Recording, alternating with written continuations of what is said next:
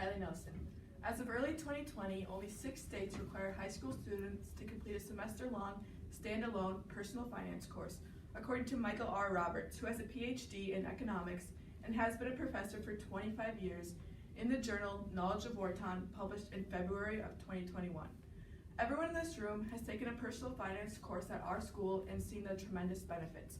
However, it is not required for many other states and schools. The U.S. Department of Education should mandate a money management or personal finance class for all students in order to graduate high school. First, I will explain the problems of not mandating a money management course creates, and second, I will explain my solution and how it will benefit the United States. So let's get into the problems of not mandating a money management course creates. According to Jay Cranford, who has a degree in economics from the University of Penn, from the University Wire newspaper at Louisiana State University, published in December of 2019, stated the U.S. Department of Education is falling behind on a worldwide level. Financial literacy in the United States is improving. However, financial literacy in schools is improving way too slow.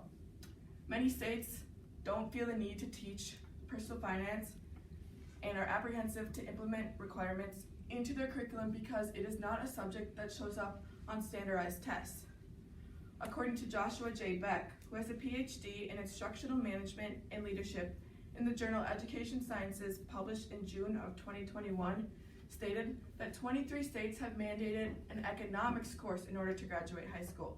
However, it is only a semester long, and in this short amount of time, there's an emphasis on microeconomics and macroeconomics, and personal finance is only taught if time allows. With this fast-paced learning, it does not give students enough time to fully learn the material. Some schools ignore the subject completely and tend to be less affluent districts. Other districts only focus on skills like filing taxes or writing a check, but there's a lot more to personal finance than just that.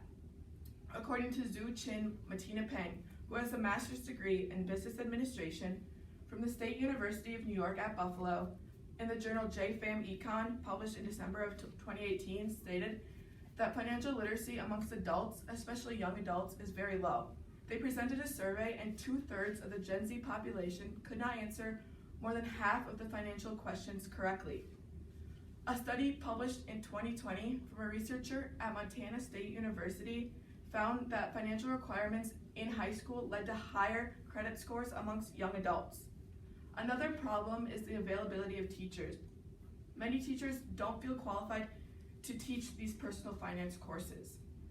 Now that I've explained the problems of not mandating a personal finance or money management class creates, let's get into my solution and how it will benefit the United States.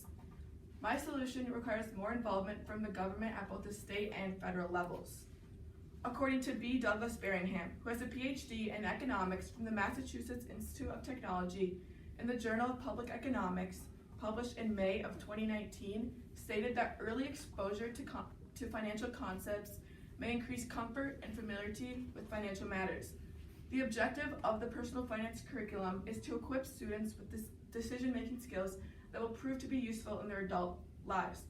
There are many real-world cases where we will use these personal finance skills. A lot of people suffer from financial issues as they don't know about budgeting, saving, and investing. A lot of people graduate high school and go into the real world and do not know how to properly use their money. Robin Hanger, who has a PhD from the University of Georgia in the journal Family and Economic Issues, published in November of 2019, stated that researchers have generally concluded that both financial knowledge and positive financial behaviors are linked to positive education. Many people don't believe in investing in personal finance curriculum because we will fall behind on many other areas like math. However, the purpose of our education system in the United States is to produce young adults who will add to our society. Behind all the crucial areas is personal finance, a subject that we will use every day in the real world. Because the government is failing to implement these requirements, large financial corporations like Discover, a credit card company, is producing consumer information to increase their financial literacy. Mandating a personal finance course must be the government's job. Increasing financial literacy is crucial to the United States and its citizens in the future. First, I explained the problems of not mandating a personal finance or money management course creates.